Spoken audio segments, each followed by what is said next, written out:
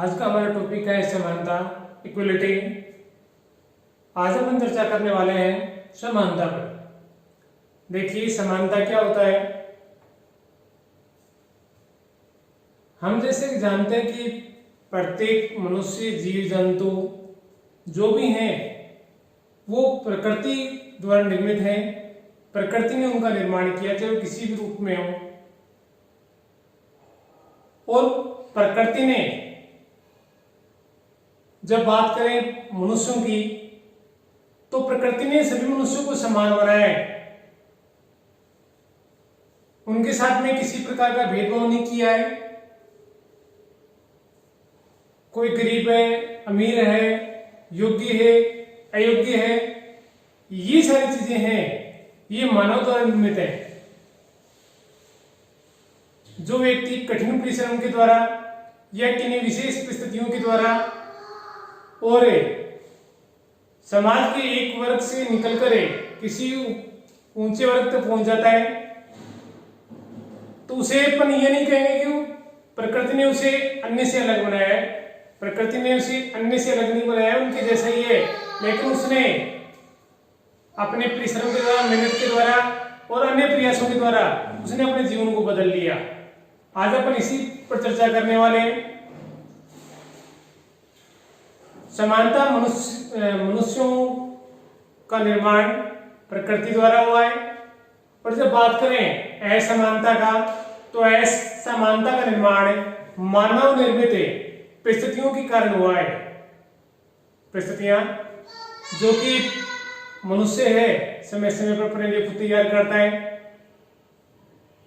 मनुष्यों की जब बात करें तो मानव अधिकारों के घोषणा पत्र में भी कहा गया है कि मनुष्य स्वतंत्र और समान पैदा हुए हैं और वे अपने अधिकार प्राप्त करने के लिए भी स्वतंत्र और समान है।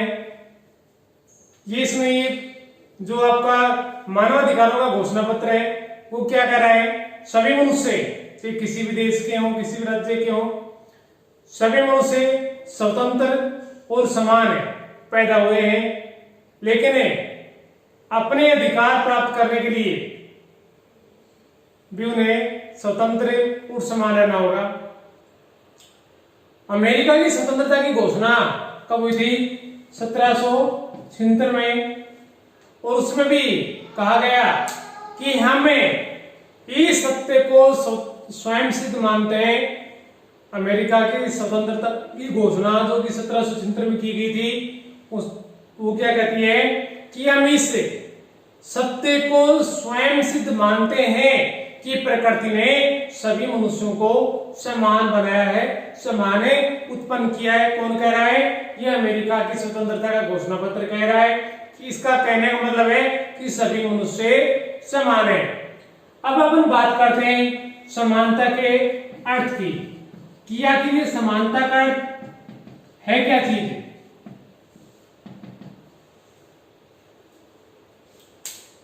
आप समानता को इस प्रकार से जान सकते हैं कि समानता उस परिस्थिति का नाम है जिसके कारण सभी व्यक्तियों को अपने अस्तित्व के विकास हेतु समान अवसर प्राप्त हो सके। क्या कह रहा है कि समानता उस परिस्थिति का नाम है जिसके कारण सभी व्यक्तियों को अपने अस्तित्व के विकास हेतु समान अवसर प्राप्त हो सके। जिनके बारे में बात हो रही है कि समानता के अर्थ, यानी कि कह रहा है कि व्यक्ति को अपना विकास करना होता है और अपना विकास करने के लिए उसे जिन परिस्थितियों, जिस माहौल की आवश्यकता होती है, यदि उस माहौल को उसे प्रदान कर दिया जाए तो उसे कहा जाएगा कि वो समानता है। लेकिन अपने इस बात को भी समझ रहे हैं कि लेकिन समाज में सभी व्यक्तियों को एक समान किया जाना भी संभव नहीं है। क्यों? क्योंकि प्रकृति ने सभी लोगों को शारीरिक और मानसिक रूप से समान योग्यता नहीं दी है। यह बात भी सही है। बहुत सारी परिस्थितियों का निर्माण मनुष्य स्वयं कर लेता है, लेकिन कई व्यक्ति इस प्रकार के होते हैं जो मानसिक रूप से विमंडित हो सकते हैं या शारीरिक रूप से उसमें कोई विकलांगता हो सकती है।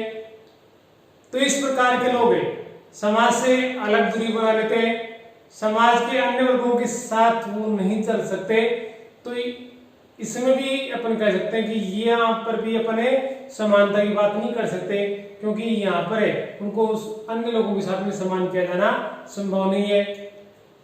एक लोग राजनीतिक विचारक हैं लॉस्की, उन्होंने भी समानता के बारे में कुछ कहा है। क्या कहते हैं लॉस्की? वो कहते हैं कि समानता का अर्थ है किसी वैज्ञानिक समानता का अर्थ है यह नहीं है कि प्रत्येक व्यक्ति के साथ एक जैसा व्यवहार किया जाए या प्रत्येक व्यक्ति को समान वेतन दिया जाए। ये कह रहा है कि यदि सभी व्यक्तियों को एक समान कर दिया जाएगा तो पहली बात तो ये कि उनको एक समान करना संभव ही नहीं है, सभी लोगों को एक समान करना संभव ही नहीं है। और मान लीजिए यदि कर भी दिया जाए तो क्या बोलते हैं, जैसे कि कोई मजदूर है और एक वैज्ञानिक या गणितज्ञ है कोई, तो जो मजदूर को वेतन मिलता है वही वेतन है यदि गणितज्ञ या वैज्ञानिक को दिया जाए तो फिर क्या होगा, समाज में जिस उद्देश्य को लेकर समाज का निर्माण किया गया है वो उद्देश्य समाप्त हो जाएगा। फिर उस मजदूर और वैज्ञानिक में अंतर क्या रहेगा, फिर वैज्ञानिक कौन बनना पसंद करेगा? समझ रहे ना आप? यानी कि समाज में अलग अलग परिस्थितियों अलग अलग भूमिका का निर्माण होता है, जिसमें नीचे से लेकर ऊपर तक है विभिन्न भूमिकाएं बनी होती हैं और प्रत्येक व्यक्ति अपनी योग्यता के अनुसार है अपने भूमिका का चयन करता है। जो उसकी योग्यता है उस भूमिका में वो सेट हो जाता है। तो अपन एक मजदूर और एक वैज्ञानिक को यदि समान बनाने का प्रयास करेंगे तो फिर तो समाज का उद्देश्य नष्ट हो जाएगा। कौन वैज्ञानिक बनना चाहेगा? बिना मजदूरी के लिए तो पढ़ाई करना जरूरी नहीं है, बिना। तो ये जो चीजें हैं ये करना चाह रही है कि समाज में समानता लानी चाहिए, लेकिन प्रत्येक व्यक्ति को एक समान कर दिया जाए ऐसा संभव नहीं है। अतः आप इस प्रकार से कह सकते हैं कि समानता का अर्थ है कि कोई विशेष अधिकार प्राप्त करने वाले वर्ग ना हो, यानी कि समाज में इस प्रकार का कोई वर्ग नहीं हो जिसको समाज कोई विशेष अधिकार प्रदान करे और सबको उन्नति के समान अवसर प्राप्त होने चाहिए। दो चीज बता दी समानता के लिए क्या आवश्यक है। एक तो समाज में किन्हीं विशेष लोगों को कोई विशेष अधिकार नहीं मिलने चाहिए और दूसरी समाज के सभी लोगों को अवसर के समान अवसर मिलने चाहिए। अब अपन बात कर लेते हैं समानता के आधारभूत लक्षण या इस प्रकार से आप कह सकते हो, कई बार एलिमेंट्स या तत्व लिखा हुआ भी आ जाता है। एक ही बात है कि वो कौन सी बातें हैं जिसको देखकर आप कह सकते हो कि ये समानता के लक्षण है, ये समानता के लिए जरूरी है कि ये बातें उसमें होनी चाहिए। ऐसी कौन सी बातें होनी चाहिए जो कि समानता को प्रकट करती हो? तो पहली बात तो सभी लोगों के साथ में एक जैसा व्यवहार होना चाहिए। यदि सभी लोगों के साथ में एक जैसा व्यवहार हो रहा है तो उसके लिए आप क्या कहोगे? वो क्या है? समानता है। दूसरी बात आप इस प्रकार से कह सकते हो कि सभी लोगों को विकास के समान अवसर प्राप्त होने चाहिए। योग्यता के अनुसार हो सकते हैं, लेकिन आप गरीब अमीर या कोई विशेष वर्ग को प्रोत्साहन देकर ऐसा कुछ नहीं होना चाहिए। समाज के सभी लोगों को एक जैसे अवसर उपलब्ध होने चाहिए, ये भी समानता है। तीसरी बात आप ये कह सकते हो कि राज्य सभी लोगों के साथ में समान व्यवहार करे। राज्य के लिए अनिवार्य होना चाहिए, यदि राज्य सभी लोगों के साथ में समान व्यवहार करता है, सभी लोगों के लिए एक समान सिविल संहिता का निर्माण करता है, तो वो क्या है? समानता है। यह इसी क्रम में आप अगर और बात करें तो इसमें आप इस प्रकार से कह सकते हो कि समाज में किसी भी आधार पर भेदभाव नहीं होना चाहिए। समाज की जब बात करें तो समाज में धर्म, वंश, जाति, लिंग, जन्म स्थान धर्म के आधार पर भेदभाव नहीं होना चाहिए। भेदभाव नहीं हो रहा तो वो क्या है? वो समानता है। मानवीय गरिमा और अधिकारों को समान संरक्षण मिलना चाहिए और प्रत्येक व्यक्ति को समाज में समान महत्व मिले, अगर इस प्रकार की व्यवस्था राज्य ने कर रखी है तो आप ये कह सकते हो कि उस राज्य में नागरिकों के साथ में समानता का व्यवहार किया जाता है। ठीक है, ये तो हो गए समानता के लक्षण। अब बात करने वाले हैं अपने समानता के प्रकारों की। समानता के कितने प्रकार होते हैं? समानता के प्रकार देखिए, समानता हमने पिछले वाले टॉपिक में बात की थी स्वतंत्रता की, और उसी का एक पार्ट है समानता। तो ये समानता के जो प्रकार हैं उनमें जिस प्रकार से स्वतंत्रता वाले पढ़ा था, क्योंकि स्वतंत्रता और समानता दोनों साथ साथ चलती है। तो सबसे पहले बात कर लें नागरिक समानता की।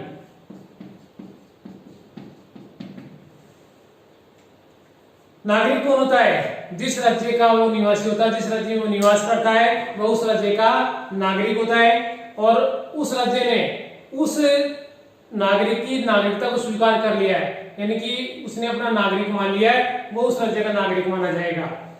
तो नागरिक, एक राज्य के जो नागरिक हैं उनमें समानता किस प्रकार की होनी चाहिए? तो देखिए, राज्य की ड्यूटी बनती है कि राज्य के सभी नागरिक समान हो, नागरिकों के साथ किसी भी प्रकार का भेदभाव नहीं किया जाए, विधि के शासन की व्यवस्था हो। विधि का शासन यानी कानून का शासन है। भारतीय संविधान के अनुच्छेद 14 में भी लिखा हुआ है, विधि के समक्ष समानता का अधिकार, यानी कानून के समक्ष सभी लोग समान समझे जाएंगे। तो इस प्रकार की जो व्यवस्था होती है इसे क्या कहा जाता है? नागरिक समानता, जहां पर राज्य के सभी नागरिकों के साथ में एक जैसा व्यवहार किया जाता है, उनके साथ में किसी प्रकार का भेदभाव नहीं होता है, और उस राज्य में कानून का शासन होता है। ये होती है नागरिक समानता। आगे चलिए, राजनीतिक समानता। राजनीतिक समानता, राजनीतिक समानता में क्या होता है? जो चीजें राजनीति से जुड़ी हुई होती हैं, जैसे कि राज्य के सभी नागरिकों को राज्य के कार्यों में भाग लेने की समानता हो। राज्य के कार्य कौन से हैं? जैसे कि यदि आपकी आयु, भारत की बात करें, आपकी आयु 18 वर्ष की हो गई है तो आप मताधिकार का प्रयोग कर सकते हैं। जब भी चुनाव इलेक्शन हो उस समय आप मताधिकार का प्रयोग करें, मतदान करें और अपनी सरकार बनाएं या अपने प्रतिनिधि का चुनाव करें। ये राजनीतिक समानता है। आप को इस चीज की भी समानता मिलनी चाहिए कि आप भी चुनाव लड़ सकें, चुनाव में उम्मीदवार के रूप में खड़े हों, और आप इस प्रकार से कहें कि राज्य में किसी भी प्रकार के सार्वजनिक पद को प्राप्त करने की समानता होती है। तो उसे क्या कहते हैं? राजनीतिक समानता। राज्य के कार्यों में भाग लेने की समानता हो, जिसमें आप मताधिकार का प्रयोग कर सकें, चुनाव में खड़े हो सकें और कोई सार्वजनिक पद है उसको प्राप्त कर सकें। तीसरा था इसमें सामाजिक समानता। सामाजिक समानता, सामाजिक समानता से क्या मतलब है? समाज में रहने वाले सभी व्यक्तियों के साथ में समान व्यवहार किया जाए, यानी धर्म, वंश, जाति, लिंग, धर्म, जन्म स्थान के आधार पर किसी भी व्यक्ति के साथ में किसी भी प्रकार का गलत व्यवहार या भेदभाव नहीं होना चाहिए। अगर इस प्रकार की व्यवस्था होती है तो उसको क्या बोलते हैं? सामाजिक समानता। और समाज में रहने वाले सभी व्यक्तियों को अपना विकास करने के लिए समान अवसर उपलब्ध हो, वो क्या है? सामाजिक समानता। आगे का देखते हैं इसमें प्राकृतिक समानता।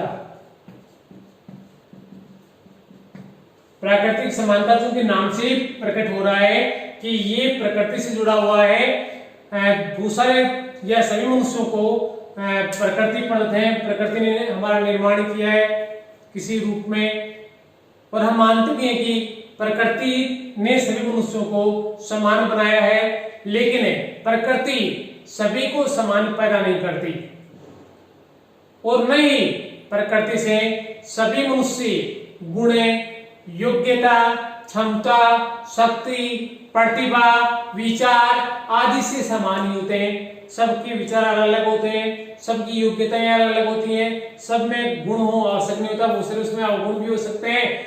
क्षमता भी एक जैसी नहीं होती है, शक्ति भी सारे लोगों के पास में नहीं होती है। तो अपन इस प्रकार से कह सकते हैं कि इस प्रकार की जो चीजें हैं सभी लोगों के साथ है एक जैसी नहीं होती हैं। लेकिन समान योग्यताओं, यदि कोई विकलांग व्यक्ति है तो उसको विकलांग बहुत सारे लोग हो सकते हैं, तो उस एक व्यक्ति के साथ भेदभाव, जितने भी विकलांग लोग हैं या मानसिक विमंदित हैं तो सभी के साथ में एक जैसा व्यवहार होना चाहिए। जैसी योग्यता की आवश्यकता है, अगर उस प्रकार की योग्यता जिन जिन लोगों के साथ पास में है तो उनके साथ में किसी प्रकार का भेदभाव नहीं होना चाहिए। आप कह सकते हो कि समान योग्यताओं वालों के साथ समान व्यवहार किया जाना चाहिए। जैसी योग्यता, अगर बराबर योग्यता है तो उनके साथ में एक जैसा व्यवहार होना चाहिए। इसी क्रम में आर्थिक समानता, धन की बात कर रहा है, रोजगार कमाना है, अवसर की समानता चाहिए सभी लोगों को जो समाज में रहते हैं। आप इस प्रकार से कह सकते हो कि समानता का आशय है अवसर की समानता, अर्थात सभी लोगों को कार्य करने के समान अवसर राज्य के द्वारा उपलब्ध कराए जाएं और सभी व्यक्तियों की न्यूनतम आवश्यकताओं की पूर्ति की जाए। व्यक्ति की न्यूनतम आवश्यकताएं कौन सी होती हैं? रोटी, कपड़ा और मकान। खाने के लिए रोटी चाहिए, पहनने के लिए कपड़ा चाहिए और रहने के लिए घर चाहिए। ये जो मूलभूत आवश्यकताएं हैं ये प्रत्येक व्यक्ति को राज्य के द्वारा उपलब्ध करानी चाहिए। उसी क्रम में आगे सांस्कृतिक समानता, सांस्कृतिक समानता, कल्चरल इक्वलिटी। देखिए, जो भी राज्य से किसी भी कोई सा भी देश हो या किसी देश में कोई से भी राज्य हो, मुख्य रूप से वहां पर दो वर्ग तो मिल ही जाते हैं। एक होता है बहुसंख्यक वर्ग और एक होता है अल्पसंख्यक वर्ग। तो राज्य के द्वारा किस प्रकार का समानता व्यवहार करना है वो इसमें बताया गया है।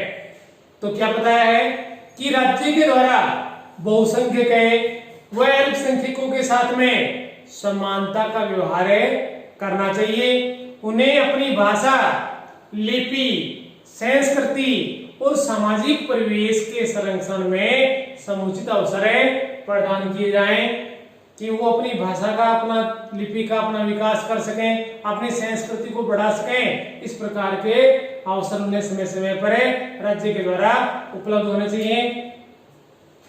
आगे का था इसमें कानूनी समानता, कानूनी समानता। देखिए क्या कर रहा है कानूनी समानता। ये समानता का तात्पर्य कानून से, यानी कि कानून के समक्ष सभी व्यक्ति समान समझे जाएं, अर्थात किसी भी व्यक्ति के साथ में किसी भी प्रकार का भेदभाव नहीं हो। नागरिकों को कानून के समक्ष समान समझा जाए। आप इस प्रकार से कह सकते हो कि राज्य में विधि के शासन की स्थापना होनी चाहिए, कानून का शासन होना चाहिए। अवसर की समानता, अवसर की समानता। तो यहां पर राज्य की एक ड्यूटी और बनती है। क्या ड्यूटी बनती है कि राज्य जाति, धर्म, वर्ग, लिंग, नस्ल आदि के आधार पर बिना किसी भेदभाव के नागरिकों को अवसर के समान अवसर उपलब्ध कराएगा। और एक है शिक्षा की समानता, एजुकेशन,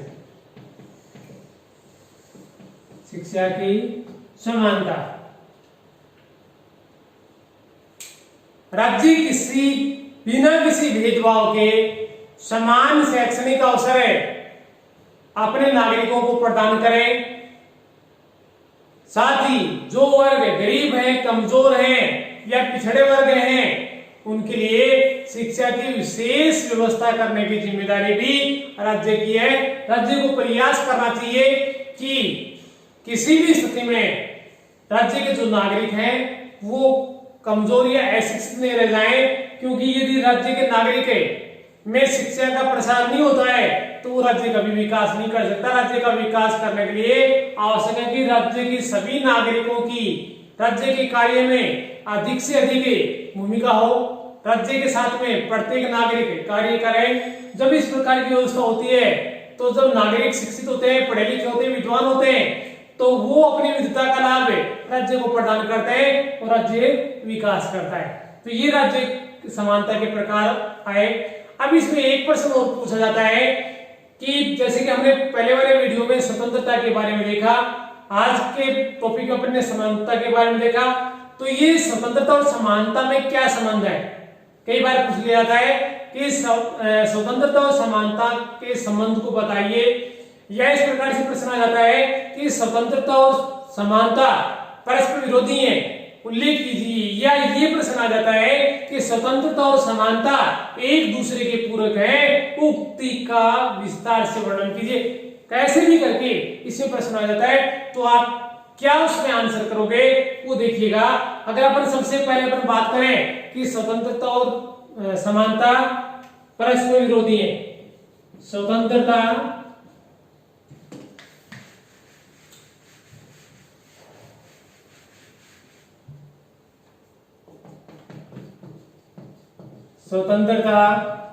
व समानता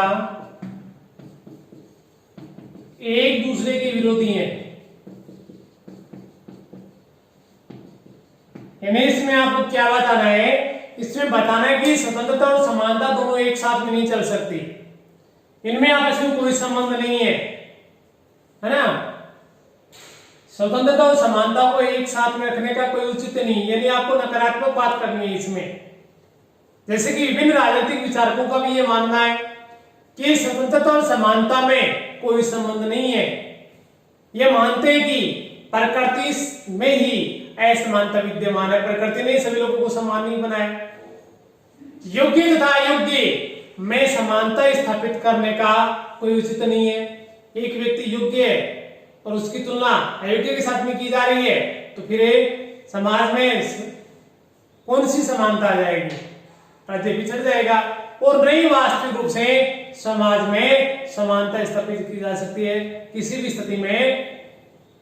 स्थिति में समानता स्थापित करना आसान नहीं है। और एक ये प्रश्न आ जाए, स्वतंत्रता और समानता एक दूसरे के पूरक हैं, एक दूसरे के पूरक हैं। इसमें आप क्या बताओगे? इसमें आप बताओगे स्वतंत्रता और समानता साथ साथ चलती हैं। जैसे कि रूसो ने भी कहा है कि स्वतंत्रता के बिना समानता जीवित नहीं रह सकती। या इस प्रकार से कह सकते हो कि रूसो का कथन है कि समानता के बिना स्वतंत्रता जीवित नहीं रह सकती। कौन कहता है ऐसा? रूसो। क्या कहता है? समानता के बिना स्वतंत्रता जीवित नहीं रह सकती। उसी प्रकार से पोलार्ड एक राजनीतिक विचारक और हैं, समाजशास्त्री भी है, ये क्या बोलते हैं कि स्वतंत्रता की समस्या का एकमात्र समाधान है, स्वतंत्रता की समस्या का एकमात्र समाधान है समानता में नहीं था। ये भी क्या कह रहा है? स्वतंत्रता और समानता दोनों ही आवश्यक है। अच्छा, हम कह सकते हैं कि व्यक्ति के विकास हेतु स्वतंत्रता और समानता दोनों ही आवश्यक है। राजनीतिक समानता के बिना स्वतंत्रता अर्थहीन हो जाएगी, उसका कोई अर्थ नहीं निकलेगा। और नागरिकों का एक बड़ा समूह है सरकार के साथ मिलकर कार्य करने से वंचित हो जाएगा।